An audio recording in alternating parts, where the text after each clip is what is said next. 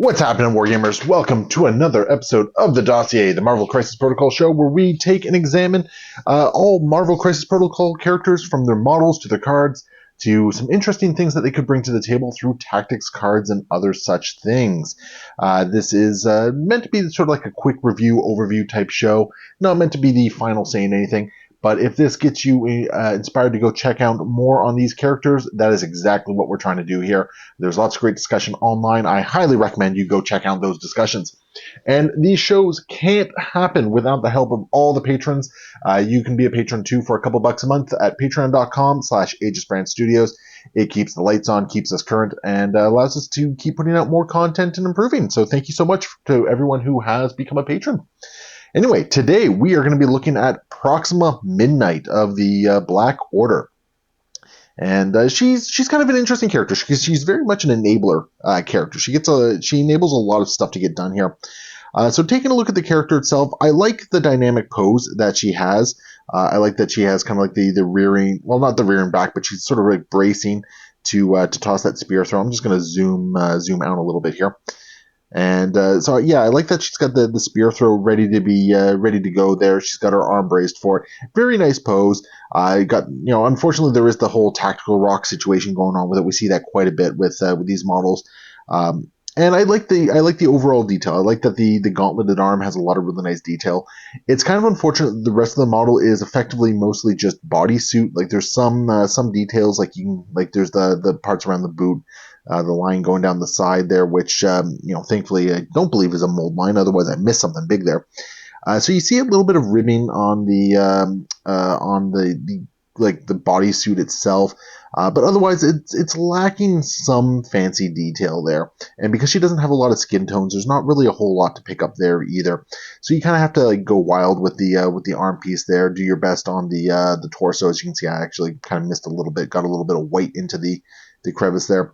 Actually, just in general, I think she deserves going back and doing a little bit of work on. So the model itself, it's decent, it's fine. I like the dynamic motion of it, which is really kind of cool. She definitely stands up a little bit towards the upper mid end for me on this one. She's not a terribly boring model. I think she's kind of interested in that one. So what about her card here? So let's grab this up. So Proxima Midnight, she's got 3s across the board for her defensive stats. She's got 5 stamina, she's 3 threat, size 2, and she is a long mover. All that for a 3 threat, I'm perfectly fine with. She stays the same on her opposite side. I love the long movement on that. I like the 3s across the board. Pretty standard fare for a 3 threat character. She's got her standard strike, a physical attack, range 2, 5 dice. It is a builder attack, and it has a wild pierce. I always like to see pierces on builder attacks just because it's a nice way of getting that extra little bit of power. The range 2 is a little unfortunate, but with the long movement, she can definitely get into the range that she needs to get at. She's got a energy attack, spear throw, range 3, 5 dice for 0 power. It is a gainer. It's not a gainer. She places within one of the targets, so it's a great way of moving around the table as well, with a wild poison. I would have liked this to be a gainer, and I think that's where my brain went with it. But with the place and the wild poison, I think it's fair that it's not a gainer. And it's not like she has a whole lot to spend power on, so I think it's okay. Next up, she has her Spender, Quantum Starburst. It's an energy attack, range 4, 6 dice for 4 power. If it deals damage, the target character will gain bleed, poison, and stuns. There's no conditions on that besides just having to deal damage. So for 6 dice and the possibility of throwing three rather obnoxious conditions onto a character, I like it. It's she's not going to be doing massive amounts of damage without a spike, but it's a nice way of really slowing down a character with that one. She also has Martial Prowess. It's a reactive ability for 2 power. When targeted by an enemy attack within range 2, she can use the power. Basically, what will happen, instead of rolling her normal defense dice, she'll roll 5 defense dice. If no damage is suffered, the attacker will then suffer 2 damage. If you're getting targeted with some attacks and you have the power to do it, this is definitely worthwhile. Get a little bit of chip damage onto a character. It's not too bad. It's a great way of just really kind of making them punish them for getting in too close to her. And between her spear throw and long movement, she should usually be within range 2. Next up, we have a reactive power, the Wife of Corvus Glaive for 1 power, and this is a huge one. At the end of this character's activation, if within range 3 of an allied Corvus Glaive, this character can use the superpower. The allied Corvus Glaive, as long as they haven't activated, may activate before your turn ends. So there's a couple things to note here. First off, this does not give you a new turn. This is all part of the same turn. So any once per turn effects that you might have used, say Death's Decree, those have already been used. It does not allow you to use them a second time on this turn because you are still in the same turn. I mean, a lot of us like to think that an activation equals a turn. And as far as the colloquial meaning goes, yeah, but in reality, like the wording of the rules are, one turn is from the start of your activation to the end of the activation, regardless of how many characters activate within that turn itself.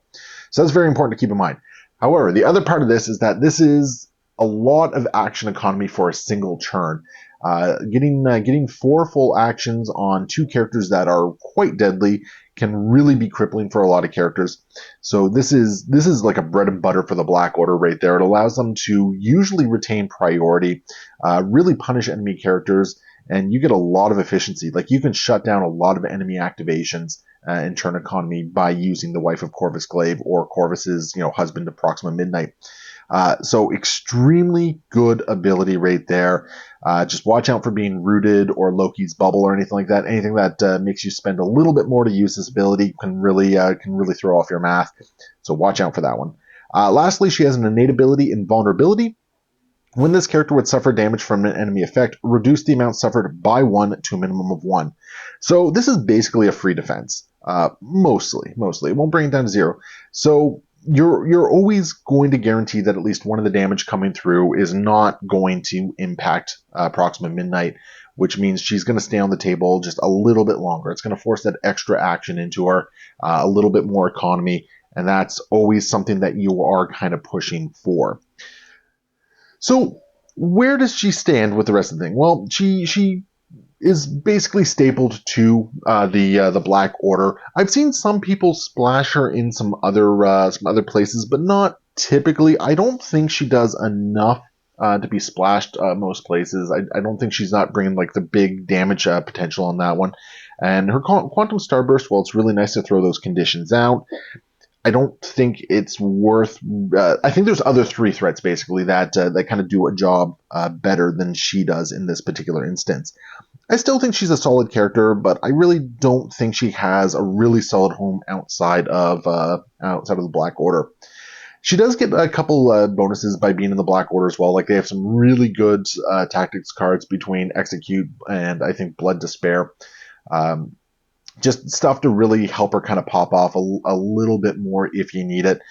She is a great enabler piece for the Black Order, and I mean between her, Corvus, and Thanos, you're usually looking at about a 16 core right there because Thanos is 8, Corvus is usually 5 because you're giving him the Reality Stone.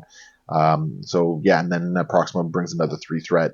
So that's a very typical 16 core for it, but it's a very punchy core. It's usually one that's going first, and it's usually one that's very well equipped to just kind of murder everything on the table.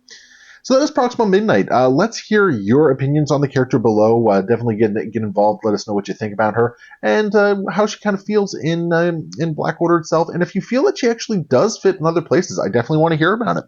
So there we go. So thank you so much for watching. Please consider supporting us over at Patreon, where you get access to an awesome Discord community, as well as support the channel. And we will see you next time. Happy wargaming.